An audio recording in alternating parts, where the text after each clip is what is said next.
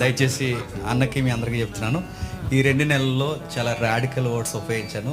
ఆ మాటల వల్ల ఏమైనా అన్న హట్ అయి ఉంటే సిగ్గు లేకుండా సభాముఖంగా క్రైస్తవ విలువలతో తగ్గించుకొని క్షమాపణ అడుగుతున్నాను. నేను అన్న క్షమించాలి. 5 ఏళ్ళ తర్వాత చూసేయండి మళ్ళీ ఈ మనిషిని నేను 5 సంవత్సరాల తర్వాత చాలా బాండింగ్ ఉండేది. పరిస్థితులు రకరకాలు వెళ్ళిపోయి రకరకాల ప్రాబ్లమ్స్, ఏదేమైనా ఈ సిద్ధాంతపరంగా మళ్ళీ మేము అందరం కలుసుకున్నాం. ఎప్పుడు ఐపర్గాడు అన్నలు, తమ్ముళ్ళు, చెల్లెళ్ళు, అక్కలు, క్రాంతికల సిస్టర్ అందరూ, వాళ్ళందరూ అంటే నాకు గౌరవమే. పరిస్థితులు అలా పోయాయి. ఏది ఏమైనా ఈ ఫైట్ ద్వారా మళ్ళీ ఒకటయ్యాం. అదే మళ్ళీ చెప్తున్నాను, ఈ నా యొక్క యుద్ధం ఏదైతే ఎప్పుడు నా క్లారిటీ మిస్ అవ్వలేదు. నా ఇప్పటివరకు నేను బోధించింది, వాదించిందంతా బోధతోనే తప్ప అన్నతో కాదు. ఎప్పుడు అలా ఉండకూడదు.